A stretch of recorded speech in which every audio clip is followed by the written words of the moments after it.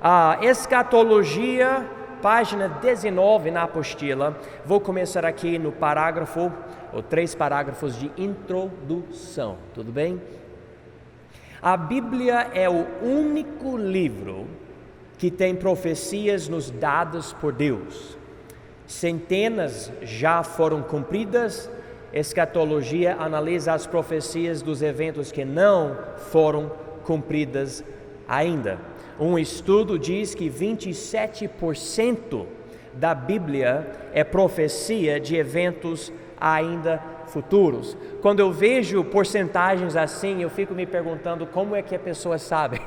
Eu não sei, mas eu coloquei aqui porque eu achei interessante. Mais do que a quarta parte da Bíblia é profecia.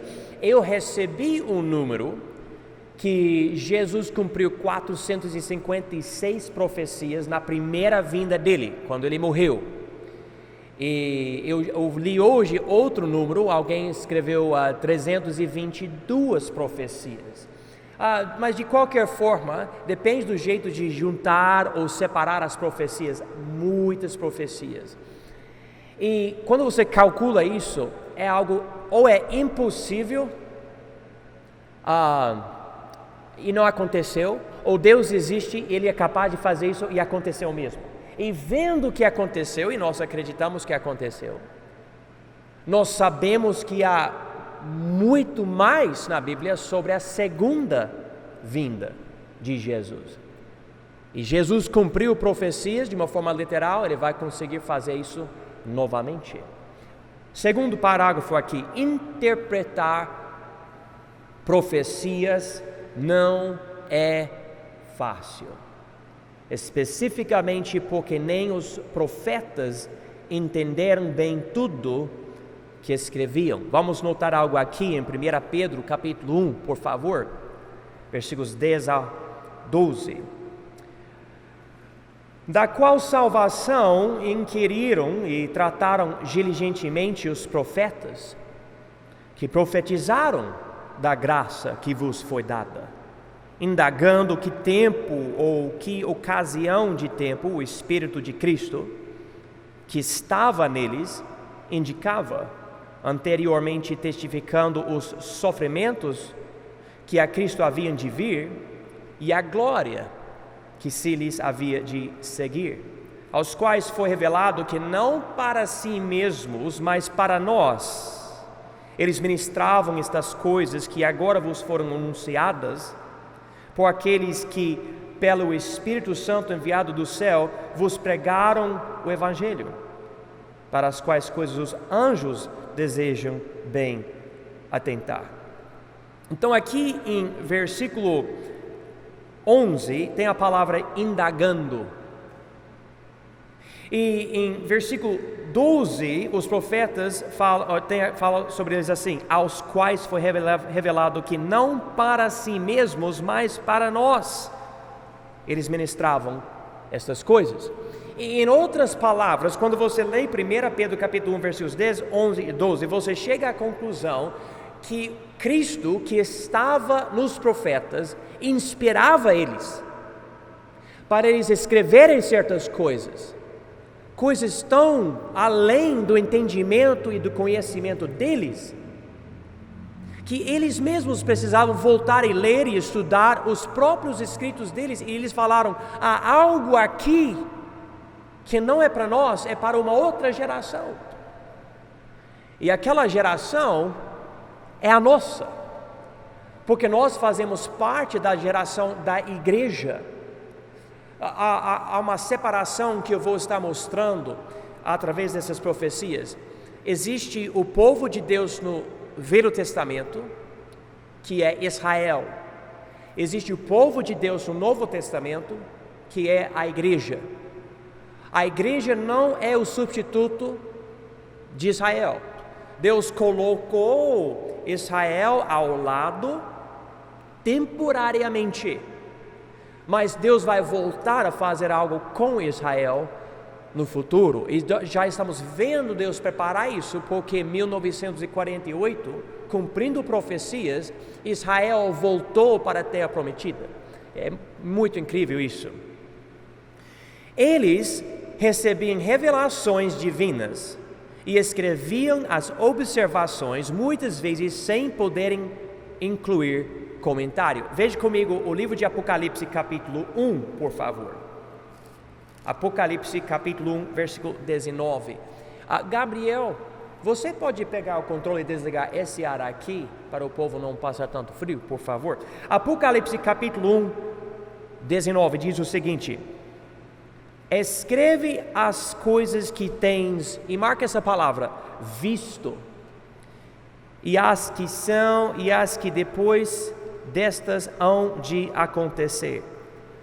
Quando você lê, por exemplo, o livro de Apocalipse, que é um livro de profecia, João, que escreve a carta para as 7 igrejas, esse livro de Apocalipse, ele escreve sobre as observações dele e escreve muito pouco comentário. Ele não escreve, olha, eu vi isso e agora eu vou explicar para vocês. Ele fala, não, eu vi uma besta subindo do mar. E é a responsabilidade da gente procurar uma interpretação dessas coisas. Você vê a mesma coisa com o livro de Daniel. Há certas coisas escritas que Daniel observa nesses sonhos, visões. E ele quer entender mais, ele até faz perguntas para os anjos. E em certos lugares Deus fala para ele, você vai selar essas coisas, são para o tempo do fim, que está chegando. Então, eles estavam escrevendo inspirados pelo Espírito Santo de Deus, mas eles não tinham entendimento. Nós estamos recebendo essas coisas do jeito que eles entenderam. E é nossa responsabilidade voltar para a Bíblia toda, comparar essas coisas para chegar a certas conclusões. Então diz aqui, é o dever do leitor analisar tudo escrito, sabendo que toda a palavra foi inclusa de propósito. Deus não desperdice palavras. E seria bom marcar essa última coisa aqui no parágrafo por causa do seguinte: o que eu percebo é que quando lemos a Bíblia, lemos muito rápido, sem cuidado, e acabamos perdendo o significado por pular uma palavra. Levanta a mão se você já leu um versículo na Bíblia e você não entendeu uma palavra no versículo. Levanta a mão. Quem já leu um versículo, não entendeu a palavra e continuou lendo sem procurar o significado da palavra? Levanta a mão. E cada vez que fazemos isso, acabamos perdendo uma partezinha do contexto, mas pode ser aquela palavra que é a chave da passagem inteira. Então é muitíssimo importante entender que cada palavra foi colocada na Bíblia de propósito. Deus é soberano, Ele entende, Ele sabe o que está fazendo. E se você quiser entender realmente o que a Bíblia fala, você tem que aprender a prestar atenção e ter paciência, e ler, estudar, e comparar, e ler, estudar, comparar, e orar, pedindo ajuda. As profecias são principalmente literais. Não há razão para espiritualizá-las, a não ser que haja um sinal óbvio de precisar evitar a interpretação literal. Vamos para o livro de Miqueias, por favor, só para ver um exemplo disso. No Velho Testamento, Miqueias capítulo 5, versículo 2. Diz aqui: e tu, Belém Efrata, posto que pequena entre os milhares de Judá, de ti me sairá o que governará em Israel, e cujas saídas são desde os tempos antigos, desde os dias da eternidade. Então aqui diz que a cidade de Belém ia ser abençoada, porque ia sair dessa cidade Jesus, quem é para governar em Israel. E há muito mais que eu posso falar sobre isso, mas é algo literal. Ele nasceu onde? Em Belém. Então, quando quando nós vemos coisas na Bíblia sobre o futuro, nós acreditamos que são profecias literais. Por exemplo, Jesus literalmente vai nos arrebatar para a presença dele nas nuvens. Jesus literalmente vai reinar aqui na terra. O anticristo literalmente vai passar uma aliança, ou preparar uma aliança para os povos do mundo, especificamente Israel. Há linguagem que obviamente é simbólica ou figurativa, mas é sempre óbvio. E quando nós estudamos os escritos bíblicos, nós precisamos entender isso, que há uma forma, por exemplo, se eu chamar o William, sei lá, uma torre, uma árvore, algo assim, alguém não vai achar que ele literalmente tem folhas crescendo das orelhas. Você vai saber provavelmente que eu estou dizendo que ele é muito alto.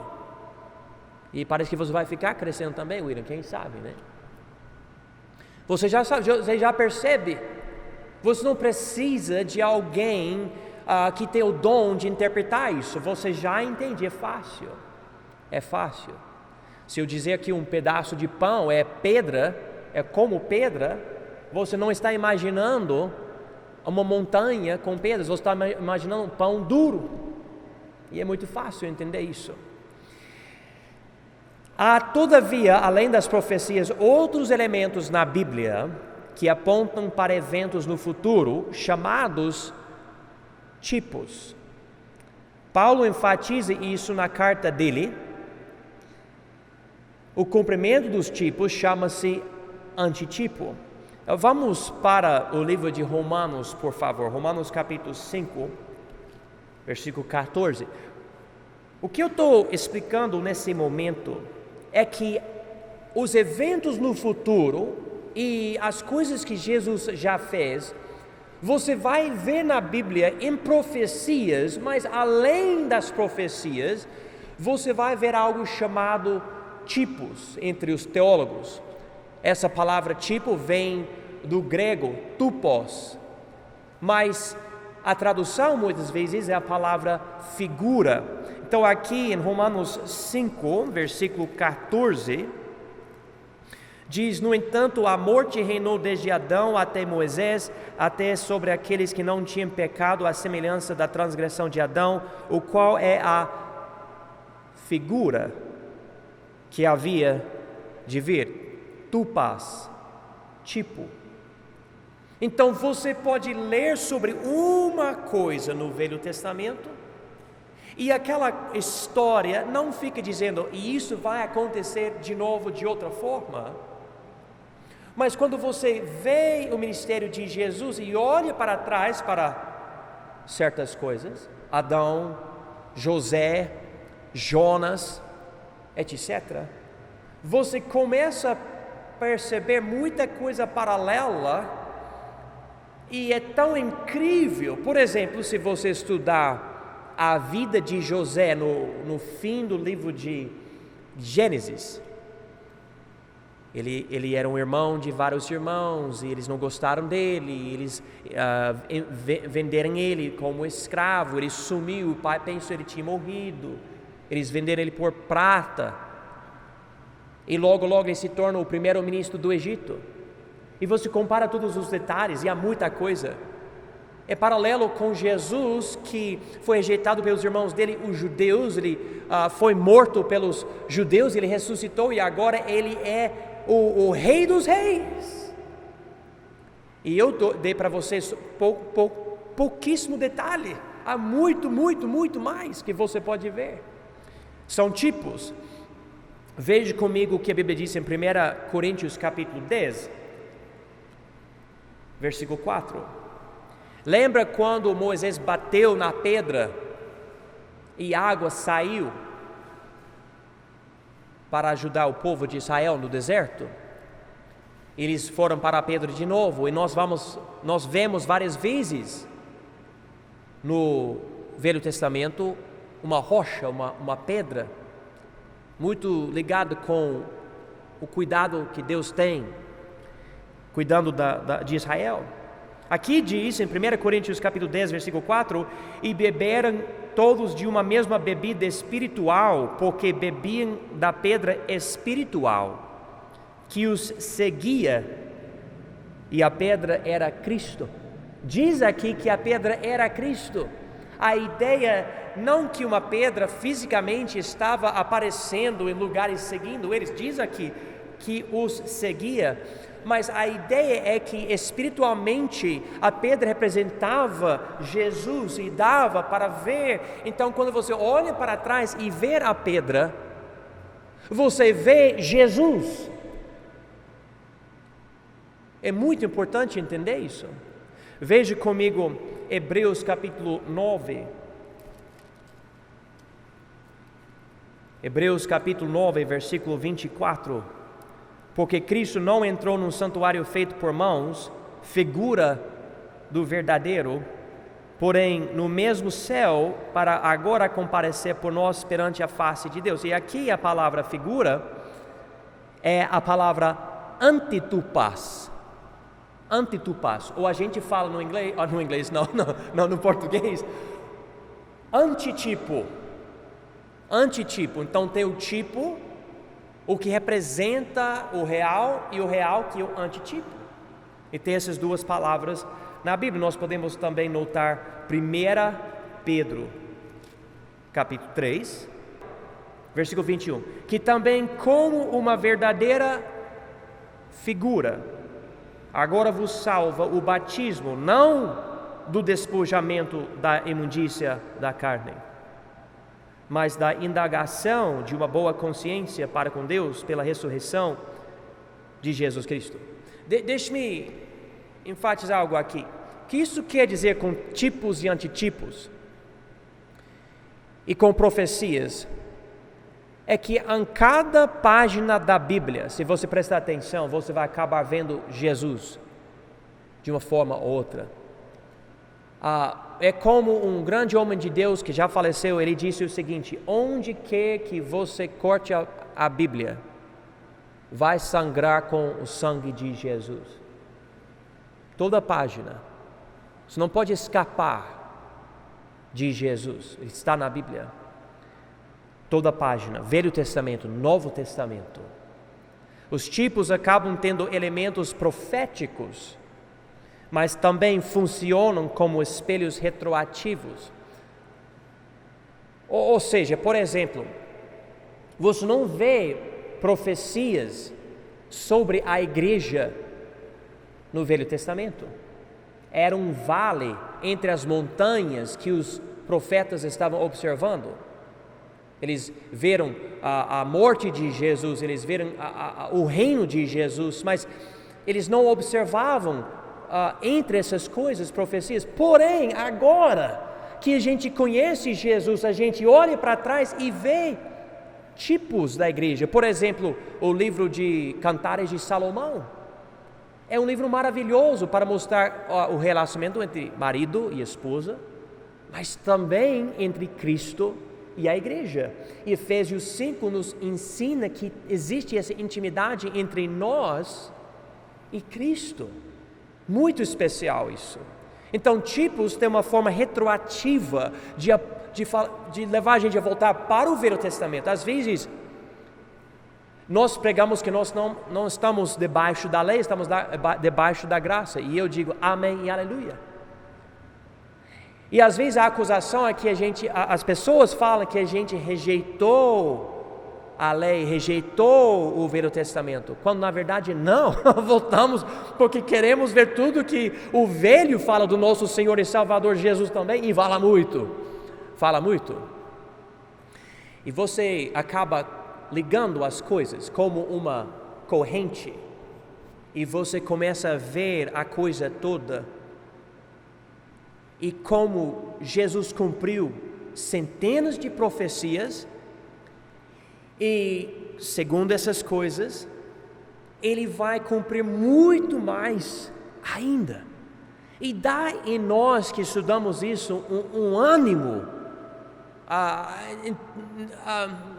entusiasmo, não sei se é a palavra certa, mas aquele desejo de gritar e pular e falar, amém, que legal, porque não existe outro livro igual. Então você estuda. Eu acho que nós que estudamos muito a Bíblia parecemos meio assim, loucos para certas pessoas. Não, mas eles estão animados por causa da Bíblia. Especialmente nós que somos de igrejas tradicionais e nós não estamos pulando e ainda tão animados. O que anima a gente é Jesus, é Jesus. Não tem que ser música, eu gosto de música, mas não é a música que anima, é conhecer Jesus, é ver Ele na Bíblia, é saber que está voltando. Para nos ajudar a interpretar as profecias, as Escrituras nos dão algumas dicas. Então, agora nós vamos ver algumas dicas para nos ajudar a interpretar as profecias. Então, hoje à noite é uma aula de introdução. Eu estou tentando ajudar vocês. Meu alvo, então, não é dar para vocês um peixe para que vocês possam comer, mas eu estou dando a vara para que vocês possam pescar. Então, vocês vão pegar essas coisas e vocês vão poder estudar melhor a Bíblia. Número 1, a interpretação das profecias vem das Escrituras e não de uma particular pessoa, grupo ou religião. Por favor, 2 Pedro, capítulo 1. Esse versículo, irmãos, é importantíssimo. Memorizem, por favor, 2 Pedro, capítulo 1, versículo 20. Todo brasileiro precisa aprender isso. Eu digo brasileiro por causa da quantidade de falsa doutrina no Brasil. Diz o seguinte, 2 Pedro 1, 20. Sabendo primeiramente isto, que nenhuma profecia da Escritura é de particular interpretação. E as palavras particular interpretação querem dizer o seguinte: você não precisa ir para uma pessoa como se aquela pessoa fosse a fonte da única interpretação correta da Bíblia e das profecias da Bíblia. Mas existe hoje nomes como, por exemplo, Ellen White, Joseph Smith, Maomé. Essas pessoas falam, eu recebi uma revelação que me deu a única interpretação correta da Bíblia. E as seitas enormes no mundo, mas especialmente aqui. Vocês sabem que eu estou postando vídeos no Facebook, eu estou pagando para propagar essas coisas. Eu, pela graça de Deus, estou alcançando milhares de pessoas assim. Alguém adivinha quem está me dando mais trabalho escrevendo coisas nos comentários? Alguém quer dizer para mim? Alguém sabe? Adventistas, com certeza. Adventistas. Constante. Para eles, você tem que ter a lei, porque você tem que ter o sábado. E para eles, você não pode morrer e ir diretamente para o paraíso, como a Bíblia diz, porque você tem que ter o sono da alma, como eles falam, porque existe a data 1844, que para eles é profético, etc. Muita coisa. Mas de onde vem tudo que eles falam? Ellen White. Você arranca ela e eles não têm nada. Eu não digo isso para criticá-los, na verdade eles ficam me criticando. Eu estou simplesmente dizendo, na verdade eles não estão nem me criticando, eles acham que eles estão me criticando, eles estão criticando a Bíblia, eles não concordam com a Bíblia, esse é o problema. Então, irmãos, por favor, façam o máximo para compreender o significado de 2 Pedro 1:20. Nenhuma profecia da Escritura é de particular interpretação. O que, irmãos, eu ensino para vocês não veio de mim. Eu vou comparando livro após livro de homens de Deus que estudam e procuram o significado das palavras, das profecias, e eu passo para vocês uma acumulação de dados que eu recebi de outros para poder ensinar para vocês. E se eu falar algo errado, ou eu não li corretamente algo, ou eu não li o suficiente. E se alguém quiser brigar comigo, às vezes eu acho engraçado porque eu passei horas estudando livro após livro, após livro, após livro, de pessoas bem mais inteligentes do que eu, para chegar a uma conclusão. A pessoa quer falar que eu sou doido, que eu não entendo nada. Eu fico pensando, e será que essa pessoa passou tanto tempo estudando? Eu não sei. Mas muitas vezes a pessoa não me conhece, não sabe nada do meu histórico, nada. Mas eu posso descansar porque eu penso o seguinte: eu não estou passando uma particular interpretação, é algo que vocês podem também achar na Bíblia. Você estuda a Bíblia, você pode chegar à mesma conclusão. Eu passo para vocês uma interpretação literal da Bíblia, a não ser que haja linguagem figurativa muito óbvia. Eu vou simplesmente dizer, diz o seguinte, eu aceito, é isso que eu prego. E é desse jeito que nós entendemos a Bíblia. Então a interpretação das profecias vem das Escrituras e não de uma particular pessoa, grupo ou religião. Número 2, o espírito das profecias é Jesus Cristo, em duas partes: sofrimento e glória. Vamos para, por favor, o livro de Apocalipse, capítulo 19. Jesus está prestes de vencer o anticristo, em Apocalipse 19. E aqui eu vou ler versículo 10. E eu lancei-me a seus pés para o adorar. Mas ele disse-me: olha, não faças tal. Sou teu conservo e de teus irmãos que têm o testemunho de Jesus. Adora a Deus, porque o testemunho de Jesus é o espírito de profecia. Então, quando eu vejo pessoas muitas vezes falando sobre profecia, eu recebi uma profecia, eu recebi uma revelação, mas essas mesmas pessoas não conhecem o Evangelho, não falam de Jesus e do sangue dele, e eu sei que o testemunho de Jesus é o próprio espírito da profecia, eu questiono esse tipo de coisa. O que eu, por exemplo, na minha pregação, eu posso pregar sobre muitas coisas, muitos tópicos, mas eu quero sempre voltar para Jesus, porque eu sei, se eu ficar muito longe de Jesus, eu provavelmente estou me afastando da verdade, porque Jesus, vamos exaltar Jesus. E aqui ele é o espírito da profecia, mas a Bíblia enfatiza dois lados disso. Antes de chegar nisso, vamos para João capítulo 5, versículo 39. João 5, por favor. 39. Jesus fala aos que não gostavam muito dele: examinais as Escrituras, porque vós cuidais ter nelas a vida eterna, e são elas que de mim testificam. Então, novamente Jesus enfatiza isso. E ele aqui não está falando sobre Mateus, Marcos, Lucas e João. Esses livros não tinham sido escritos ainda. Ele estava falando do quê? Ele estava falando do Velho Testamento, escrito 400 anos antes do nascimento dele.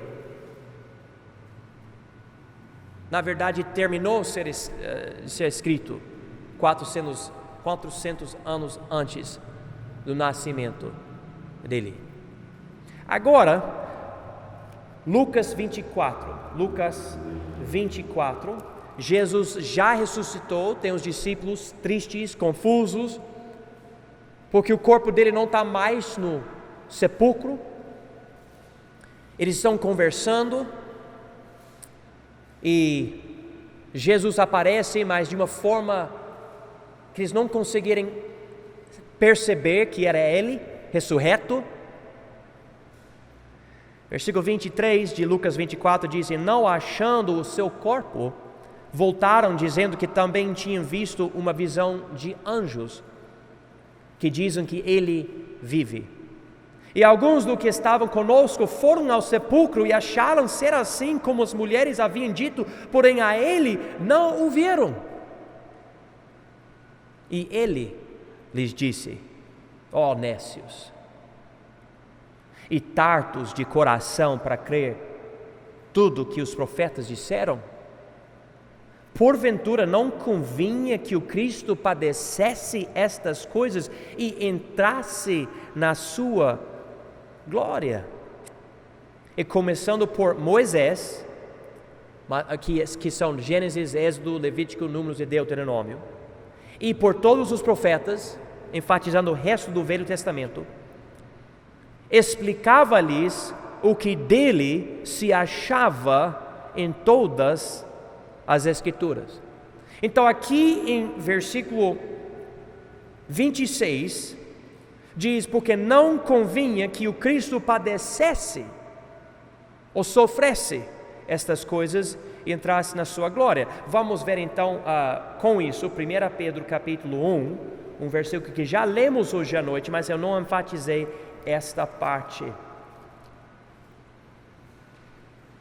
Diz aqui em 1 Pedro capítulo 1 sobre as profecias, versículo 11: indagando que tempo ou que ocasião de tempo o Espírito de Cristo que estava neles indicava, anteriormente testificando os sofrimentos que a Cristo haviam de vir e a glória que se lhes havia de seguir. Deus está dando para nós uma grande chave. Quando você está indo para o Velho Testamento para estudar as profecias, o Espírito é Jesus em duas partes. Você vai procurar principalmente o sofrimento de Jesus na passagem ou a glória de Jesus na passagem. Dizendo isso, deixe-me só ler algumas coisas aqui na apostila para enfatizar isso. Então, a primeira parte, o sofrimento de Jesus, ok? O tempo. Quando falamos sobre o sofrimento de Jesus, que foi profetizado, estamos falando da primeira vinda de Cristo, o que aconteceu há 2000 anos, mais ou menos. Quando estamos lendo essa parte nas profecias, estamos vendo uma vida rejeitada, uma vida temporária, uma vida sofrida e zombada. Alguém pode me passar um capítulo de um livro no Velho Testamento que enfatiza muito o sofrimento de Jesus? Alguém? Eu ouvi algo. Que tal Isaías 53? E tem outras passagens, talvez alguém falasse, eu não ouvi, mas Isaías 53. Eu falei de tipos e de antitipos. Eu dou uma lista aqui, mas a lista é muito maior, tá? Mas aqui o tabernáculo representa Jesus humilde, temporário, sofrido. O Cordeiro de Deus, Jesus e tem os cordeiros nos sacrifícios, animais mortos, sacrificados, animais inocentes. José, quando ele foi preso, que eu já mencionei. Jonas na baleia, no grande peixe. Lembra, os homens jogaram ele fora do barco. Ele não falou, eu causou essa tempestade, eu vou pular do barco para vocês poderem viver. Ele falou, não, vocês vão ter que me lançar fora, fora do barco. E eles não queriam. Mas a única salvação para eles era para matar Jonas, ou pelo menos achar que eles estavam matando ele. Mas Deus queria criar um tipo em Jonas, então quando eles jogaram ele fora, ele entrou na boca de uma baleia, né? O propósito: sacrifício para expiar o pecado do homem. Então Jesus veio, e a Bíblia diz que ele veio para reinar com Israel. Mas ficou manifesto, ficou claro, ficou óbvio, Israel não estava preparado para o Messias como o rei. Então Deus concluiu que os judeus e os gentios precisavam de salvação do pecado. E você pode ler sobre essa conclusão de Deus em Romanos 11. E o símbolo que eu coloquei aqui, tem outros símbolos, mas a coroa de espinhos, porque Jesus foi coroado com espinhos antes de ser colocado na cruz. Agora a segunda parte, falamos do sofrimento de Jesus, agora a glória de Jesus. O tempo envolve com certeza a segunda vinda. Eu gosto de incluir a ressurreição e tudo até a segunda vinda.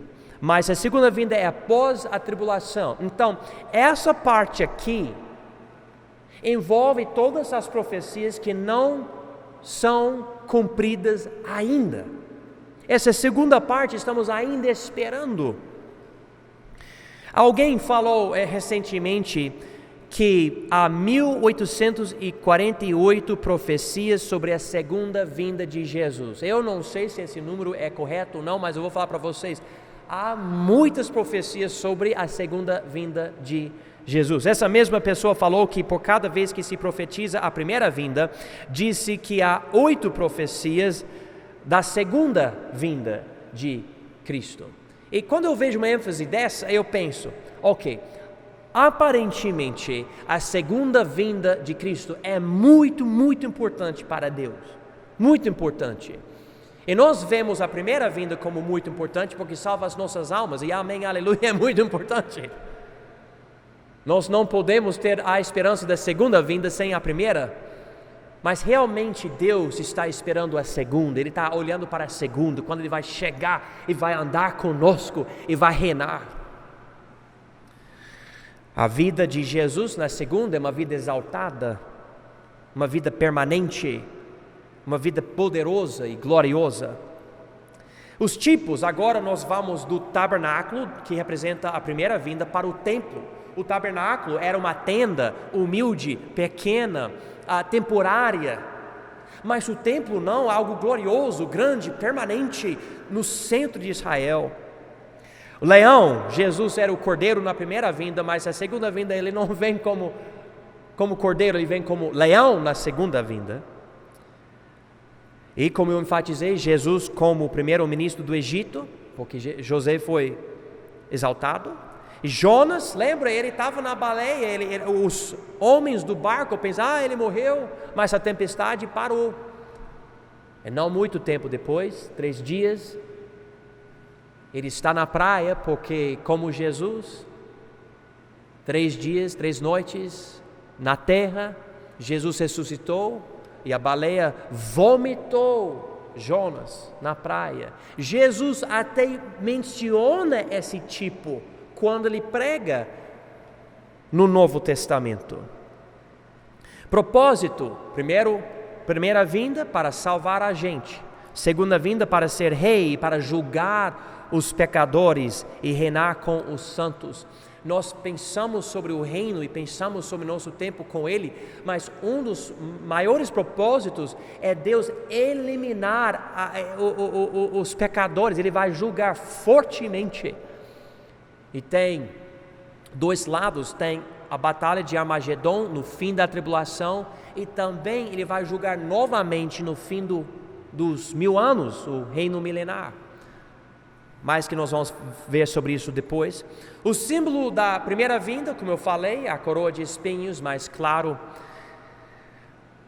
na segunda vinda o símbolo vai ser coroa de ouro.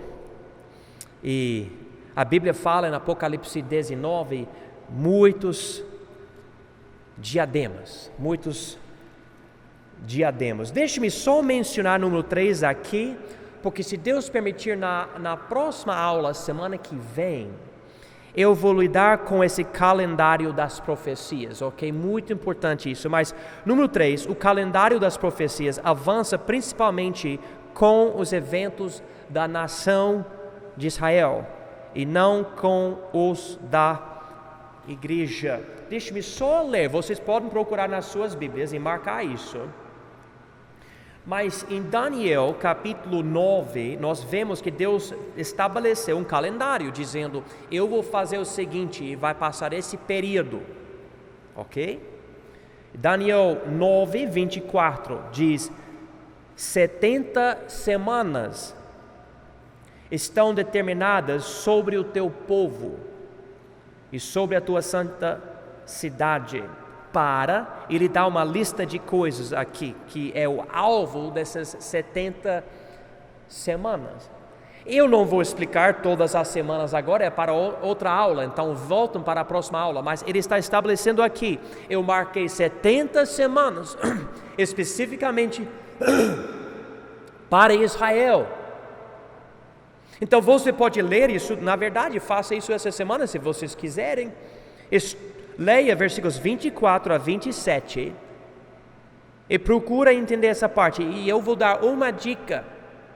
Cada dia representa um ano. Cada dia dessas 70 semanas, cada dia representa um ano. Mas é complicado. Vocês, na verdade, se vocês quiserem ajuda, eu já dei o diagrama para vocês na página 21 da apostila para ajudar vocês, ajudar bastante. Mas eu vou lidar com isso, se Deus permitir, na próxima aula. Romanos capítulo 11, vou ler para vocês rapidinho aqui. Romanos 11, 25 diz o seguinte: porque não quero, irmãos, que ignoreis este segredo, para que não sejais sábios em vós mesmos, que o endurecimento veio em parte sobre Israel, até que a plenitude dos gentios haja entrado. E vocês podem marcar essa expressão em Romanos 11, 25, a plenitude dos gentios.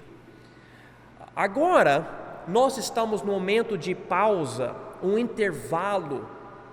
O calendário parou temporariamente para essa época dos gentios, ou a época da igreja, ou como a Bíblia diz aqui, a plenitude dos gentios. Deus está fazendo algo com os gentios.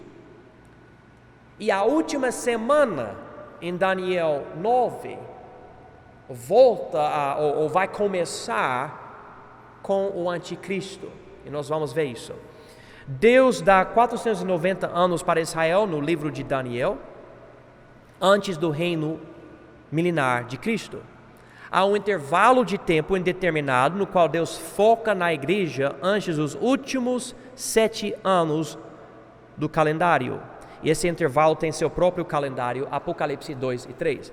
Nem todo mundo vai concordar comigo, mas eu sou a favor da interpretação que Apocalipse 2 e Apocalipse 3 são o calendário da igreja.